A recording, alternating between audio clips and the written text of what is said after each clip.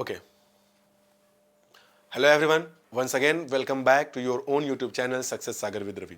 कल के वीडियो में प्रेपोजिशन के हम लोगों ने यहाँ तक के एग्जांपल्स देखे थे। आज बचे हुए जो एग्जांपल्स हैं उनको देखते हैं, ठीक है। तो आज की हमारी क्लास की शुरुआत होगी क्वेश्चन नंबर 10 से। ये कुछ एग्जांपल्स हैं आपके सामने। The man shot at the deer and killed it. The man shot the deer but it escaped. We shall go there despite it is dangerous. Your ideas are contrary and different from mine. They are talking and looking at us. चलें इनके जरा answers करने की कोशिश करें। आप ये video बहुत लंबी नहीं बनेगी। मैं जहां तक समझ पा रहा हूं इनमें क्वेश्चंस हैं।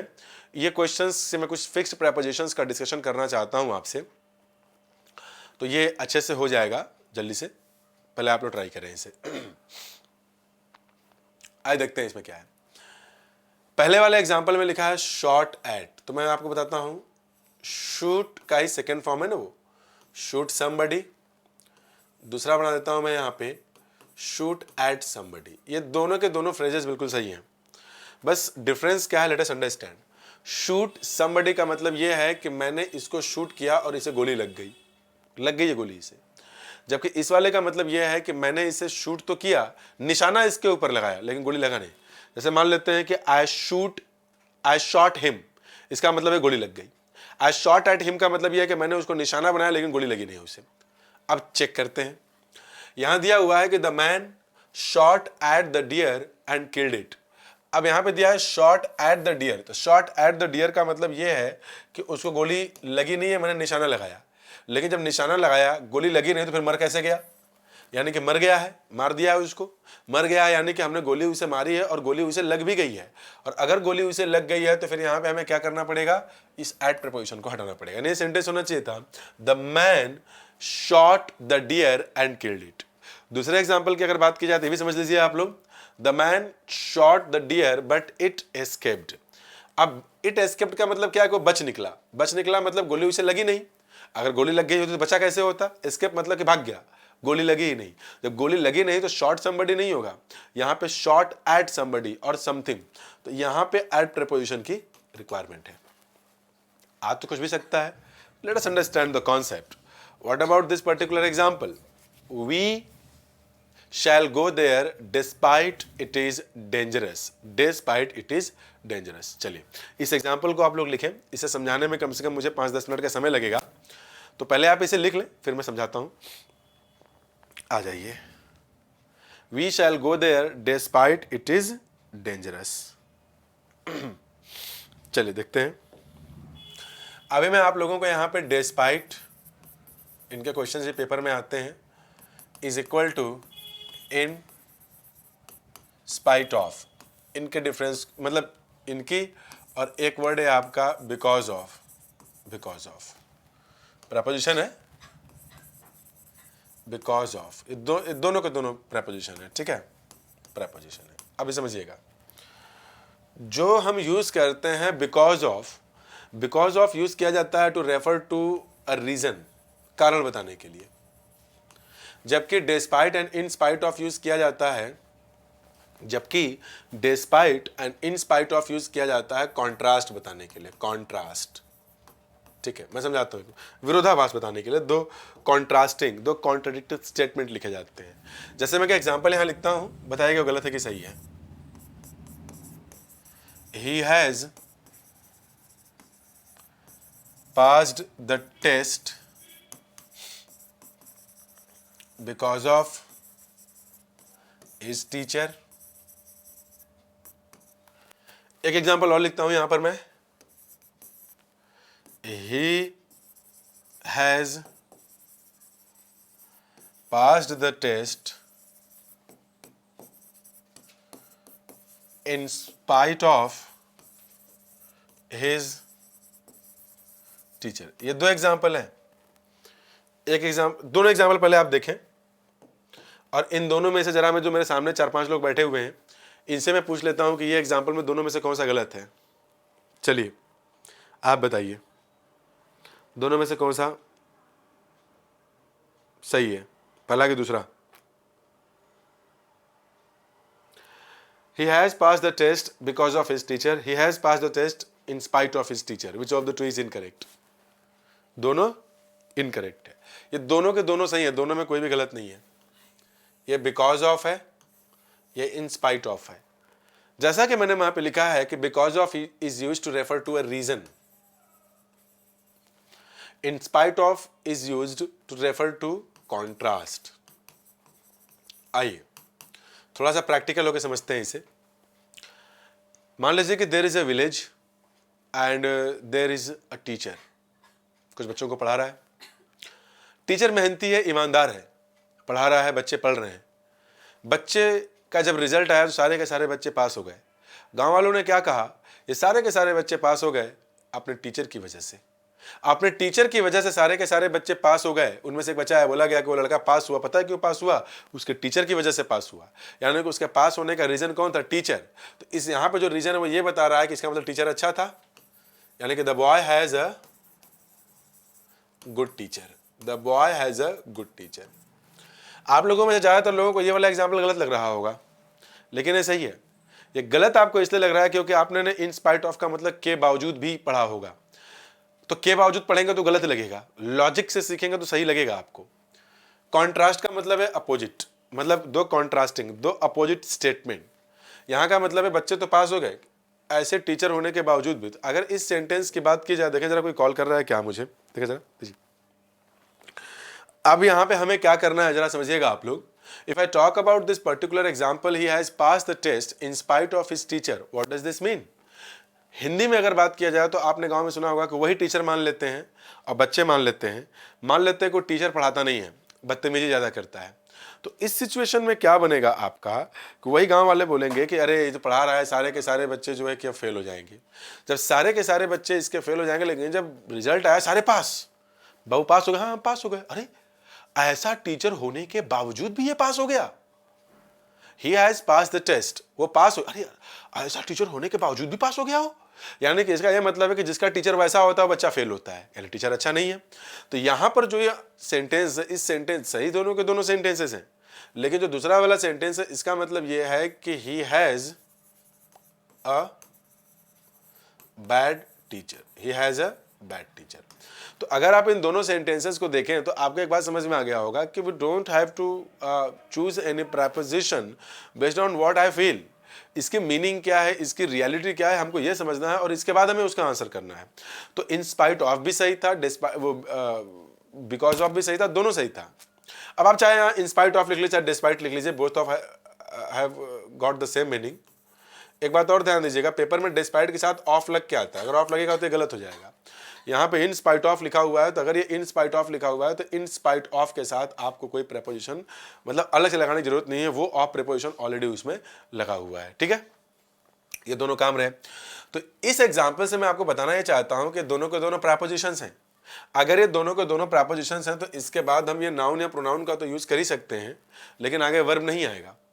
लेकिन मुद्दा यह है कि डिस्पाइट और इन स्पाइट ऑफ की अगर बात किया जाए तो यहां पे हम कंजंक्शन भी लगा सकते हैं, ऑल्दो, वही मीनिंग के लिए। अब बिकॉज ऑफ की अगर हम बात करें तो यहां पे इसका कंजंक्शन होता है बिकॉज, यानी कि मीनिंग दोनों का सेम है, ऑल्दो लगा लीजिए चाहे दो लगा लीजिए, लेकिन जहां पे आपको कंजंक्शन लगाना होगा कॉन्ट्रास्ट शो करने के लिए, यानी क्लॉज दिया रहेगा तो ऑल्दो या दो का यूज करेंगे। क्लॉज नहीं दिया गया है, सिर्फ नाउन या प्रोनाउन दिया गया है, तो वहां पे आप बिकॉज ऑफ का, सॉरी डिस्पाइट का यूज करेंगे या इन स्पाइट ऑफ का यूज करेंगे।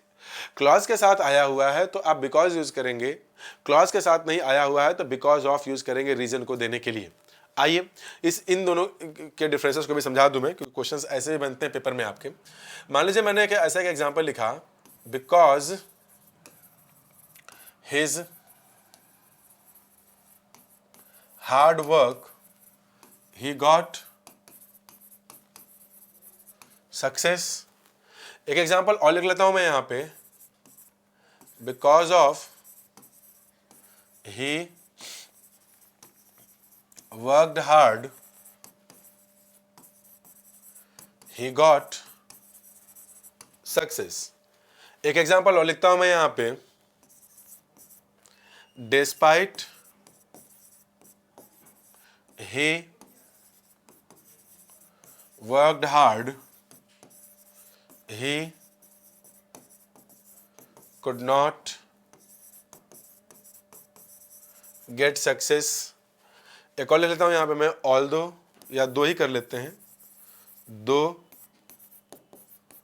ऑल्दो,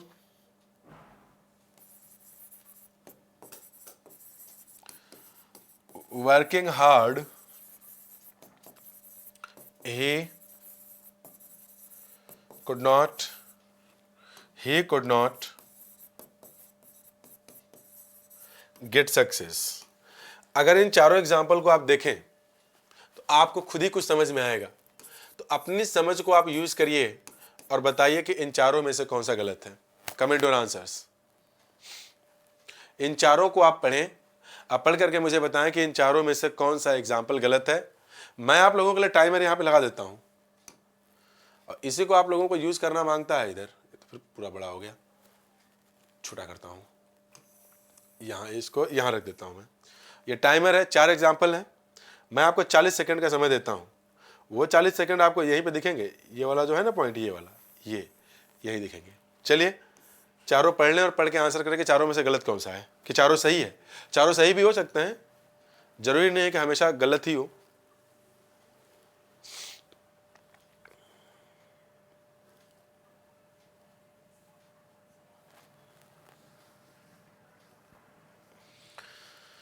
चारों सही हैं। आइए, आपको जान करके ये अच्छा लगेगा कि चारों के चारों गलत हैं, सही एक भी नहीं है। रीजन क्या है, आप देखेंगे कि यहां पे हिज हार्ड वर्क लिखा है और ही गॉट सक्सेस, यानी कठिन परिश्रम करना और सक्सेस पाना, ये रीजन है। लेकिन आप भूल रहे हैं कि यहां पे सिर्फ एक नाउन फ्रेज आया हुआ है, यानी कि नाउन इक्विवेलेंट है। जब नाउन इक्विवेलेंट है तो आप कंजंक्शन नहीं यूज कर सकते हैं, आपको यहां प्रेपोजिशन यूज करना है। आपको यूज करना चाहिए था बिकॉज ऑफ, आपको यूज करना चाहिए था बिकॉज ऑफ। समझ में आया। दूसरे में देखिए, यहां पे बिकॉज ऑफ मतलब रीजन तो बताता है, but this is a preposition, but we have got a subject and a verb over here. It means we have got a clause, and to make the entry of a clause we don't use preposition, we'll have to use a conjunction. So giving the same meaning we cannot use because of, we'll have to use because. तो इस of को काट दीजिए। वैसे यहां पे हुआ है कि डेस्पाइट का मतलब तो कॉन्ट्रास्ट ही होता है, but despite is a preposition and a preposition takes only a noun or pronoun just after it. But what about this one? Here we have got a clause and here we are talking about contrasting statement. He worked hard and he could not get success. He worked hard, it should have got success but he didn't, वो नहीं पाया। It means here we are talking about a clause. So to make the entry of a clause and a contrasting statement we don't use because, we use although or though. So in place of despite use although, in place of despite use although or though in the given sentence. What about this one? Although और दो, दोनों लिखे, ये दो है, T लिखा हुआ है यहाँ पे। दो working hard, this is the ing form of the verb, it means it is a gerund, and if we are using a gerund in the given sentence and this is not a clause and this is called the adverb, this is qualifying this particular gerund, non-finite verb. So here there is not a clause. If there is no clause we cannot use conjunction over here. If it is a phrase, here this is called gerund, it is noun, so don't use conjunction, use a preposition, use despite, or you can use in spite of, in spite of working hard, despite working hard, कठिन परिश्रम करने के बावजूद भी he could not get success, उसको सफलता नहीं मिली। मुझे लगता है कि आप लोगों के एग्जाम्पल समझ में आया होगा। जब इतने सारे एग्जाम्पल्स आपके समझ में आ गए तो अब हम लोग एक काम करने चल रहे हैं जो इसके पीछे के एग्जाम्पल से उन्हें समझा जाए, ठीक है। इनका एक्सप्लेनेशन मैं उसी पैटर्न में कर रहा हूं जिस तरीके से पेपर में पूछे गए हैं। तो ये रहा, इसमें दिया हुआ है कि वी शैल गो देयर, हम वहां जाएंगे, डिस्पाइट इट इज डेंजरस। तो ये क्लॉज है, ये क्लॉज है, कॉन्ट्राडिक्टरी क्लॉजेस हैं, डेंजरस है फिर भी हम वहां जाएंगे।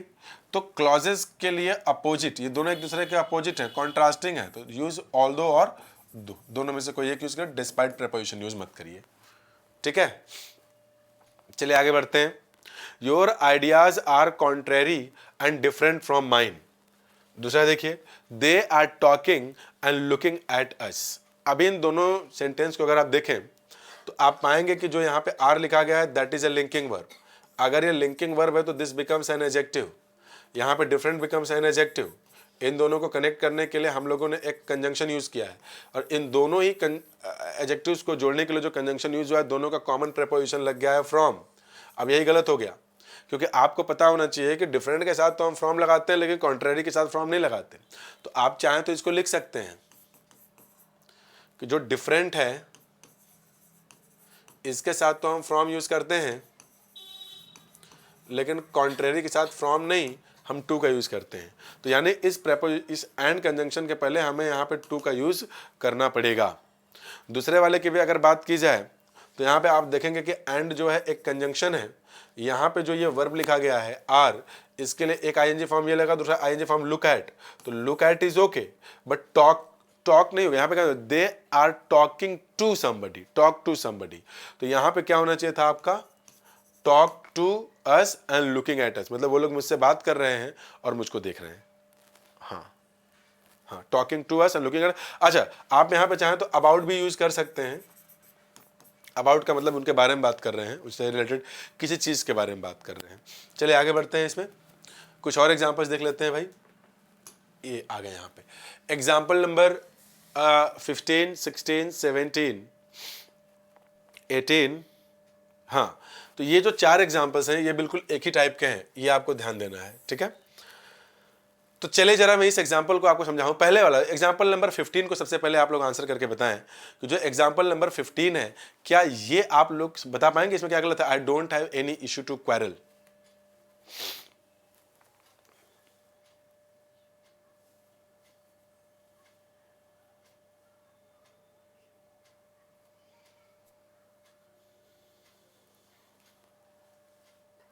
ठीक है, आइए अब मैं थोड़ा समझाता हूं इसे। जैसे मैंने एक एग्जाम्पल लिखा है यहां पे, बोलिएगा इसे कि गलत है। I have a house to live. अब ये गलत है कि सही? एक एग्जाम्पल ये रहा, एक दूसरा एग्जाम्पल लिखता हूं यहां। I have an apple to eat. एक एग्जाम्पल और लिख लेता हूं यहां पर मैं।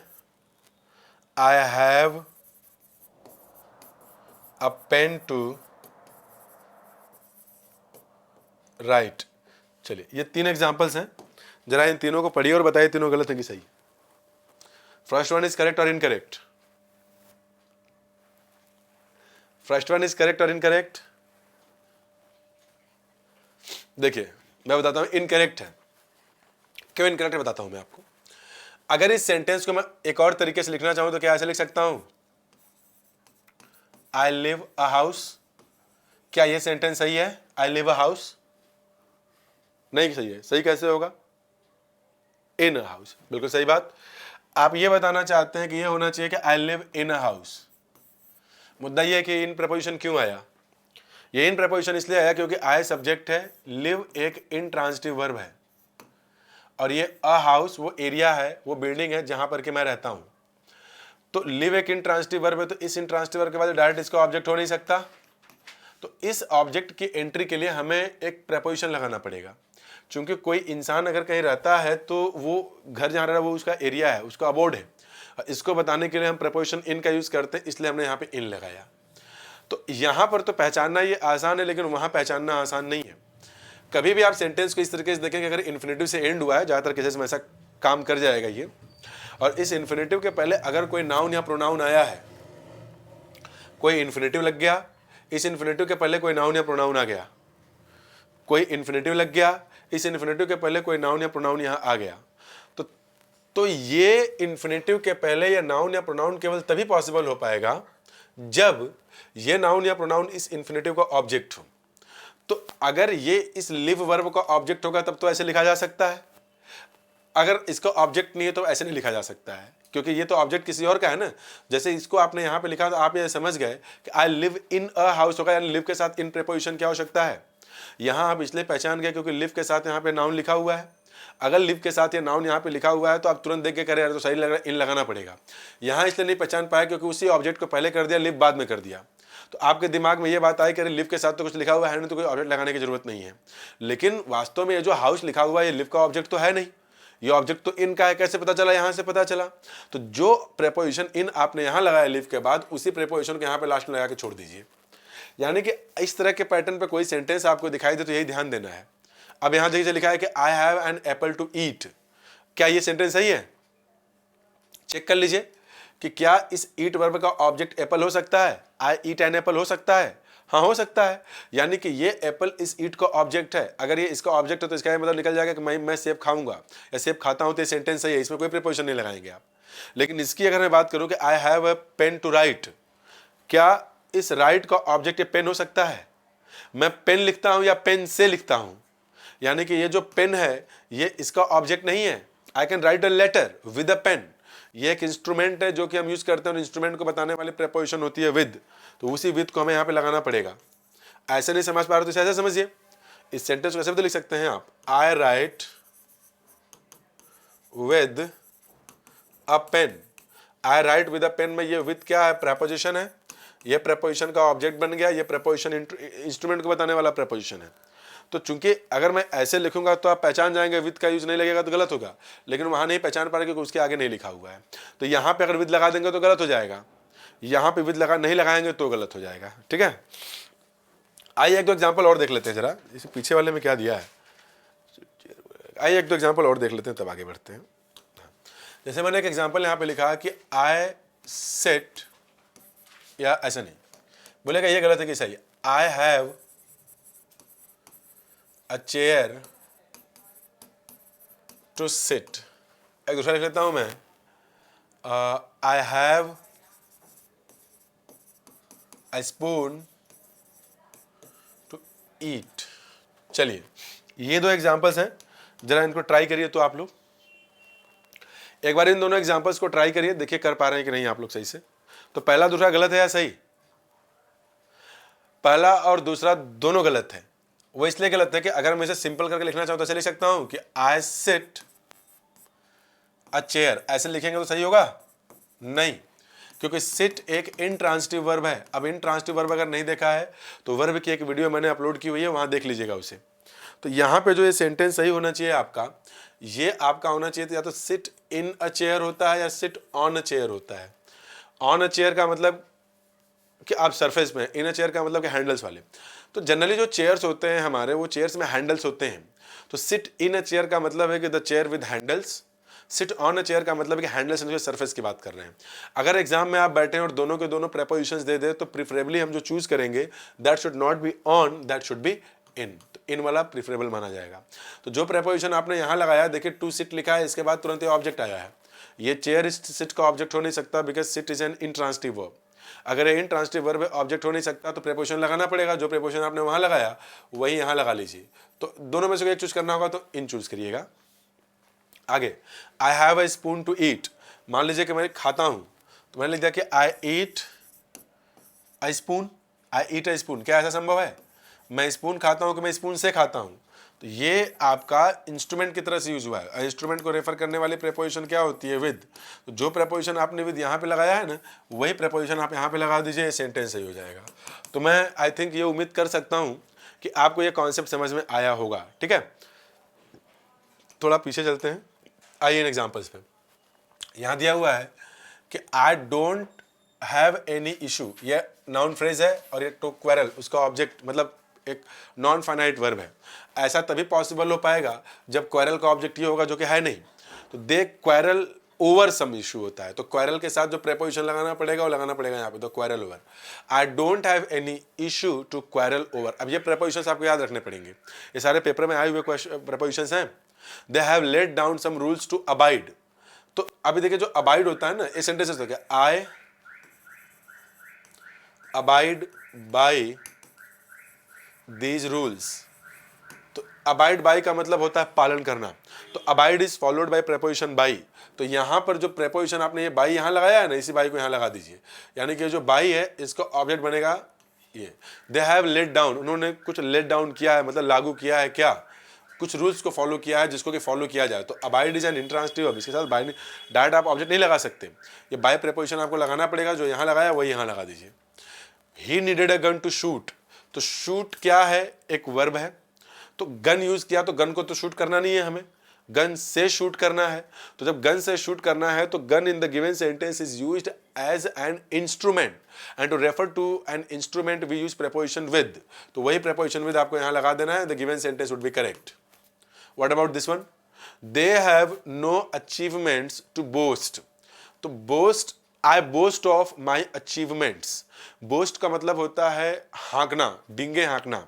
तो boast of, I boast of, तो boast is followed by preposition of. तो इस वर्ब का ऑब्जेक्ट ये अचीवमेंट्स नहीं हो सकता, तो बोस्ट के साथ ऑफ प्रेपोजिशन लगाना पड़ेगा। तो वो ऑफ प्रेपोजिशन का ऑब्जेक्ट वो बनेगा। जब उसका ऑब्जेक्ट मतलब ऑफ प्रेपोजिशन का ऑब्जेक्ट बनेगा तो ऑफ यहाँ पे लगा दीजिए। मैं ये उम्मीद कर रहा हूँ कि आपको ये एग्जाम्पल समझ में आए होंगे। अरे ये तो 25 मिनट हो गया, मुझे लगता है 15 मिनट और लगेंगे, क्योंकि 18 हुए ना, 10 क्वेश्चन और हैं। ये जरा देखिए कि they are confident to get through this exam. अब देखिए है क्या, जो कॉन्फिडेंट है ना, कॉन्फिडेंट, तो sorry, confident is an adjective and it is followed bye of something. और अगर नाउन या अगर वर्ब आ गया तो वर्ब आईएनजी फॉर्म। तो confident adjective is followed bye preposition of, not by two. तो ये टू तो गलत ही है, यहाँ पे ऑफ लगाना पड़ेगा। जब ऑफ लगाया तो वर्ब की फर्स्ट फॉर्म नहीं लगानी पड़ेगी, वर्ब की आईएनजी फॉर्म लगानी पड़ेगी। तो they are confident of getting through the exam. ठीक है, ये रहा है आपके एग्जाम्पल्स। चलिए ये आगे बढ़ते हैं, थोड़ा अच्छे से हो जाइए। 24 तक इसमें, इसके आगे है 27, मतलब कि इसके बाद 3 एग्जाम्पल 25, 26, 27 देख लेते हैं। 10-15 मिनट लगे, खत्म हो जाएगा आपका। देखिए, he will succeed to convince his family, they insisted to meet the manager, he is fond of. अच्छा देखिए, थोड़ा टाइपिंग एरर हो गया है यहाँ पे, ये हिज नहीं है, ये ही इज होना चाहिए। They dare not go near to that bull, bull मतलब वही सांड, बैल। They kept silent throughout in the meeting. ये कुछ एग्जाम्पल्स हैं, जल्दी से नहीं देखें, सारे के सारे, मतलब ये पैटर्न सारे के सारे प्रीवियस ईयर पेपर में आए हैं, इनको लगा लें, आप सॉल्व करें। मैं देखना चाहता हूं क्या आपके आंसर्स आ रहे हैं इसमें। Comment your answers. वीडियो जब देखिएगा तो देखने के बाद इनके आंसर्स कमेंट जरूर करिएगा, कमेंट मार दीजिएगा नीचे, ताकि मुझे ये पता तो रहे ना कि आप लोग क्या कमेंट किए हैं हर एक क्वेश्चन का। उस हिसाब से पढ़ाना मेरे को थोड़ा आसान होगा ना। देखिए, succeed is a verb, succeed plus in plus verb ING form, succeed in doing something होता है। वैसे ही इंसिस्ट का मतलब होता है जोर देना, इंसिस्ट ऑन समथिंग होता है। वर्ब आ गया तो वर्ब आईएनजी फॉर्म लगा देंगे। फॉन्ड का मतलब होता है शौकीन होना, तो फॉन्ड ऑफ समथिंग होता है। वर्ब आ गया तो वर्ब आईएनजी फॉर्म लगा दीजिएगा इसके साथ। ठीक है, यहां आ जाइए। Near itself is a preposition, यहां पे जो थ्रू आउट है मतलब पूरे ड्यूरेशन की बात हो रही है। थ्रू आउट ये आपका खुद एक प्रेपोजिशन है, पूरा का पूरा ड्यूरेशन।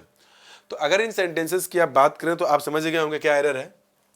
सक्सीड एक वर्ब है, इन्फिनिटिव तो आएगा नहीं, इन प्रेपोजिशन चाहिए। इन प्रेपोजिशन आ गया तो कन्विंस नहीं, वर्ब की आईएनजी फॉर्म चाहिए, convincing. He will succeed in convincing his family, मतलब उसको सफलता मिल जाएगी अपने फैमिली को मनाने में। ठीक है, आसान से एग्जाम्पल से, बहुत टफ नहीं है। दे इंसिस्टेड वर्ब है, तो insist is not followed by infinitive, it is followed bye on. If you are using on preposition, the preposition is followed by the ing form of the verb if a verb comes. That should be gerund. He is fond of something होता है, but here something is not given there. It is an action. In place of listen, it should be listening. They dare not go near to that bull. तो near itself is a preposition. If itself is a preposition, don't use another preposition. It means near that bull. Throughout itself is a preposition, as you can see over there. अगर through out खुद ही एक preposition है तो preposition के साथ दूसरा preposition लगाने की जरूरत नहीं है। यानी ये रहे हमारे सेंटेंस के एक्सप्लेनेशंस। एक बार देख लें आप लोग, अगर इनमें कोई डाउट रह जाता है तो कमेंट बॉक्स में कर दीजिएगा, उसे मैं समझा दूंगा आप लोगों को। ठीक है, आइए अब देखते हैं आगे, बढ़ सकते हैं आगे। ये प्रीवियस ईयर में सारे पूछे हुए प्रेपोजिशंस हैं, आपको ये सारे प्रेपोजिशंस याद होने चाहिए, नहीं याद होंगे तो कर ही नहीं पाएंगे आप। ठीक है, आगे बढ़ते हैं। ये 3 एग्जांपल्स और जरा देख लें जल्दी से। Regarding to your query, query मतलब question, we have sent this message, In the end of this speech, he thanked everyone. At the beginning, we would work in a small office. ये last examples हैं हमारे, मतलब 27th is the last example. आइए देखिए मैं समझाता हूँ कुछ. 25 बड़े आसान है ये सब. रिगार्ड एक वर्ब होता है, एक ट्रांजिटिव वर्ब होता है. इसमें जब हम आईएनजी फॉर्म लगाते हैं रिगार्डिंग ना से संबंधित, तो खुद ही एक प्रेपोजिशन बन जाता है. ऐसे कंसीडर एक वर्ब होता है, कंसीडर. तो इसको जब हम आईएनजी फॉर्म बनाते हैं तो जब प्रेपोजिशन के रूप में हम जब इसे यूज करते हैं तो वहां पर ये खुद ही आपका एक मतलब प्रेपोजिशन दूसरा नहीं लगाते इसके साथ. कंसर्निंग अगर लगा दिए, कंसर्निंग, कंसर्निंग प्रेपोजिशन, तो इनके साथ कोई दूसरा प्रेपोजिशन लगाने की जरूरत नहीं पड़ती. तो regarding itself is a preposition, तो we don't need to use another preposition. Regarding your query we have sent this message. अब आइए जरा आगे देखते हैं. देखिए, एट द एंड ऑफ, ये पूरा का पूरा एक प्रेपोजिशन है, जबकि इन द एंड एक ये पूरा फ्रेज है. ऐसे ही एट द बिगिनिंग ऑफ, और एक और बनेगा phrase in the beginning. Paper में ये क्वेश्चंस बहुत सारे आते हैं, ये ध्यान दिए रहेगा आप लोग, ठीक है. देखिए, तो जब एट लगेगा तो आगे ऑफ लगेगा, इन लगेगा तो आगे ऑफ नहीं लगेगा, एट लगेगा तो आगे ऑफ लगेगा, इन लगेगा तो फिर आगे ऑफ की जरूरत नहीं है. वैसे ही पहचानना है. यहां दिया हुआ है कि in the end of his speech, तो ऑफ आ गया तो यानी कि इन द एंड ऑफ नहीं होगा, एट द एंड ऑफ होगा. एट द बिगिनिंग अगर है आगे तो ऑफ वगैरह आया नहीं है, कोई नाउन भी नहीं आया है. जब नहीं आया है तो फिर यहां पे क्या लगाना पड़ेगा, इन द बिगिनिंग. ठीक है. तो मुझे लगता है कि आप लोगों को ये एग्जांपल समझ में आया होगा. थोड़ा ऑन, अपॉन और ओवर के बारे में मैं बता दूं आपको, एक बार लिख लिया. देखिए, वही लास्ट होगा, 30-35 मिनट की वीडियो बन जाएगी ये. देखिए, मान लेते हैं कि ये एक टेबल है, ऐसे. इस टेबल पे एक बॉल ऑलरेडी रखी हुई है, तो इसे हम बोलेंगे on the table, on the table. यहां मान लेते हैं कि एक कैट है, ये कैट यहां से जंप करके यहां पे गई, तो मोशन हुआ ना. तो मोशन के बाद जो है कि ये स्टेबिलिटी आई है. अगर मोशन के बाद आई है तो इसके लिए हम यूज करते हैं अपॉन. ये ध्यान में रखिएगा आप लोग. The cat jumped upon the table, the cat jumped upon the table. एक और कर लेते हैं. The ball is on the table. एक और सही हो सकता है. The cat jumped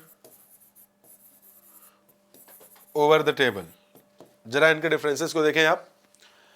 the cat jumped upon the table, मतलब यहां से कूद के टेबल पे आ गई. ऑन द टेबल का मतलब इसी पे है. ओवर द टेबल का मतलब क्या है पता है, यहां से कूद के इस पार से इस पार, मतलब from one side to the other, दूसरे साइड चली गई, इसे कहेंगे ओवर. तो आपको ध्यान देना है कि ऑन क्या है, अपॉन क्या है, ओवर क्या है. तो इनके क्वेश्चंस दिखते हैं पेपर में आपके, कई बार दिख जाते हैं और आपको ये सारी बातें समझनी पड़ती हैं. बिना समझे अगर करेंगे तो कर नहीं पाएंगे. आइए आपको कुछ और बातें बता दूं. एक होता है ऑफ, इसे हम यूज करते हैं रिलेशन बताने के लिए. एक होता है ऑफ, इसे हम यूज करते हैं सेपरेशन, अलगाव बताने के लिए. एक होता है फ्रॉम, इसे हम यूज करते हैं सोर्स बताने के लिए. सोर्स समझ रहे हैं आप लोग, सोर्स. ये तीन. अच्छा, ये तीनों मैंने बनाया क्यों, आइए मैं समझाने की कोशिश करता हूं. मैंने एक एग्जांपल लिखा है यहां पे, please take your hand from the table. ठीक है. एक दूसरा एग्जांपल लिखा, please take your bag from the table. चले, इन दोनों में से मुझे ये बताइए कि जो पहला वाला एग्जांपल लिखा है क्या वो गलत है. जो पहला एग्जाम्पल मैंने लिखा है क्या वो गलत है? Please take your hand from the table, सही है? हाँ, अब मैं समझाता हूँ आपको। आप लोग तेज तर्राक लोग हैं, जब मैं कमेंट करके बताइए नीचे, वीडियो आप लोग देख रहे हैं ना, नीचे देखिए कमेंट का ऑप्शन आ रहा होगा, बता दीजिए कि गलत है कि सही है, जल्दी से कमेंट करके बताएं। अब वीडियो कैसी लगी ये भी कमेंट मार दीजिए, देखते समय देख के चले जाते हैं आप, मुझे पता कैसे चलेगा कि आपको चीजें कैसी लग रही हैं? आपके कमेंट से ही तो पता चलेगा। आइए शुरू करते हैं इसको जरा, देखिए है क्या, या बताइए पहले आप लोग।